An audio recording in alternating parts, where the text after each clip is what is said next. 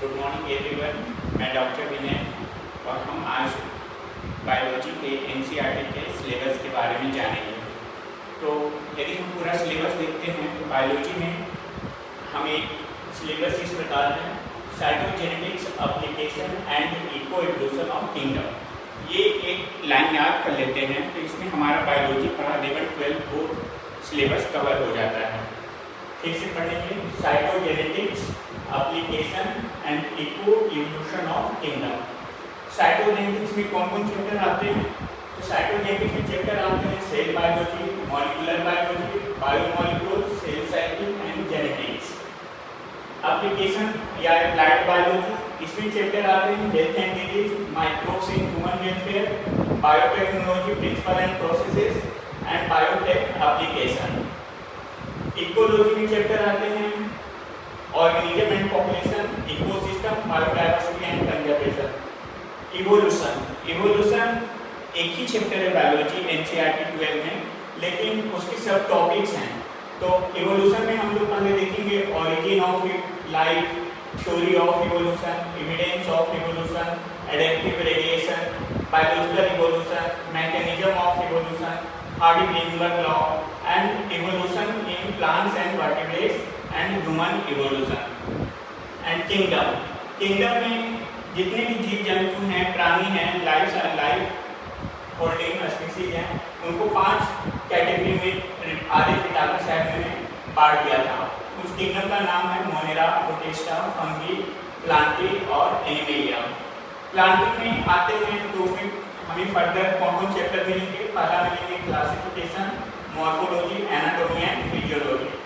Physiology में कुछ chapter इस प्रकार हैं: photosynthesis, respiration, growth, development and reproduction. Animalia में चैप्टर अपने इस प्रकार हैं: एनिमल किंगडम में classification, morphology, anatomy and physiology, just like plant physiology. Plant physiology हमारे पास क्या था? Photosynthesis, respiration, growth, development and reproduction.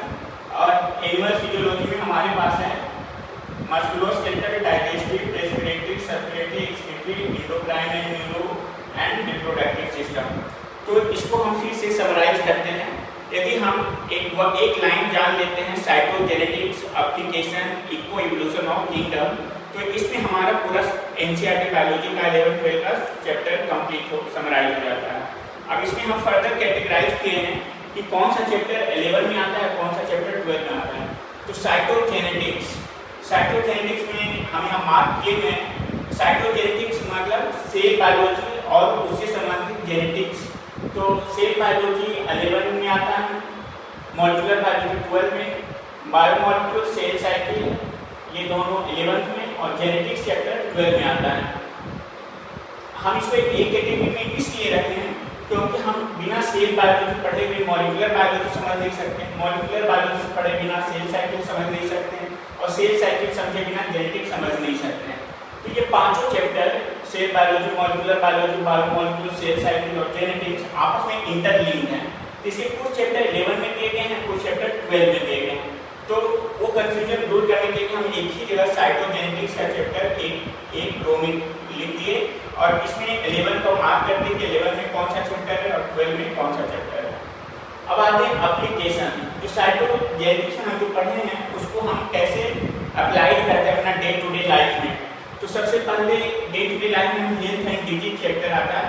ये बात याद रखें, एप्लीकेशन, इकोलॉजी, इवोल्यूशन, ये 3 जो यूनिट है वो सिर्फ 12 में ही है, 11 में नहीं है। एप्लीकेशन में health and disease, microbes in human welfare, biotechnology principle and process and biotechnology application. अब एप्लीकेशन ये यूनिट पढ़ने के लिए हमें साइटोजेनेटिक्स का कमांड होना चाहिए। तो इसकी सबसे पहले हम साइटोजेनेटिक्स पढ़ेंगे, फिर एप्लाइड बायोलॉजी या एप्लाइड बायोलॉजी पढ़ेंगे, एप्लीकेशन पढ़ेंगे, क्योंकि ये दोनों इंटरलिंक्ड हैं। अब आते हैं ecology, evolution. Ecology, evolution separate chapter है और ये दोनों चैप्टर 12th के बायोलॉजी में एक सेपरेट चैप्टर है। इकोलॉजी यूनिट में हमारे 3 चैप्टर आते हैं: organism and population, ecosystem and biodiversity and conservation. हम लोग डिटेल से पढ़ेंगे। पहले हम और इकोलॉजी का कंपोनेंट क्या है। इकोलॉजी का कंपोनेंट होता है, स्टार्ट होता है ऑर्गेनिज्म एंड पॉपुलेशन से। फिर बनता है कम्युनिटी, कम्युनिटी से बनता है इकोसिस्टम, इकोसिस्टम से बनता है बायोम्स, और बायोम्स को हम कंजर्व करने के लिए बायोडाइवर्सिटी और कंजर्वेशन चैप्टर पढ़ते हैं। तो इकोलॉजी में तीनों चैप्टर हमारा 12th के बायोलॉजी में आता है। अब आते हैं इवोल्यूशन। इवोल्यूशन भी सेपरेट चैप्टर है जो जेनेटिक्स के साथ लिंक किया हुआ है एनसीईआरटी बायोलॉजी में, लेकिन यहाँ एक सेपरेट चैप्टर है और ये सब चैप्टर का नाम नहीं, ये बल्कि एक ही चैप्टर के डिफरेंट हेडिंग्स के अंदर हम इवोल्यूशन पढ़ते हैं। इवोल्यूशन हम लोग पढ़ते हैं कैसे हमारा विकास हुआ, जीवों का विकास कैसे हुआ, तो हमें ओरिजिन ऑफ लाइफ के बारे में पढ़ते हैं, theory of evolution, evidence of evolution, adaptive radiation, biological evolution, mechanism of evolution, Hardy-Kruger law, evolution in plants and vertebrates and human evolution. So in headings में हम इवोल्यूशन पढ़ते हैं। अब आते हैं किंगडम। किंगडम मतलब जितने भी प्राणी जगत हैं हमारे धरती पे, उनको 5 भागों में बांट दिए हमारे आर्य पिटाका साहब ने, Monera, Protista, Fungi, Plantae, Animalia. तो Monera, Protista, Fungi classification chapter 11th पर क्लासिफिकेशन चैप्टर में है, और प्लांटी सेपरेट यूनिट में है जिसमें हम लोग पढ़ेंगे classification of plant kingdom, morphology, anatomy, physiology. Physiology का में photosynthesis, respiration, growth, development and reproduction.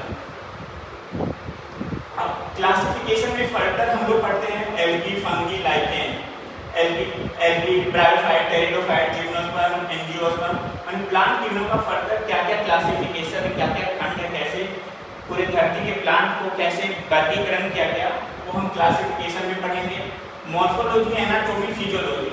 Morphology, anatomy, physiology हम लोग हायर प्लांट्स के बारे में पढ़ेंगे, जो ऐसे पौधे जो फूल देते हैं, फल देते हैं, उनके मॉर्फोलॉजी, एनाटॉमी, फिजियोलॉजी। अब फिजियोलॉजी का भी 3-4 खंड हैं, photosynthesis, respiration, growth and development.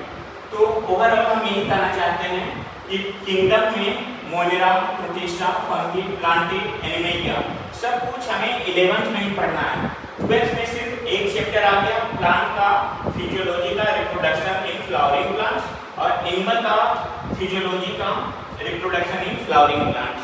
तो एनिमल किंगडम में सिर्फ एक रिप्रोडक्शन चैप्टर है, रिप्रोडक्शन चैप्टर चाहे प्लांट में चाहे एनिमल में, वो हम किंगडम चैप्टर वो हम 12th में पढ़ते हैं, बाकी सब 11th में पढ़ते हैं। तो that's all about today's summary of all the syllabus covered in NCERT biology 11th and 12th.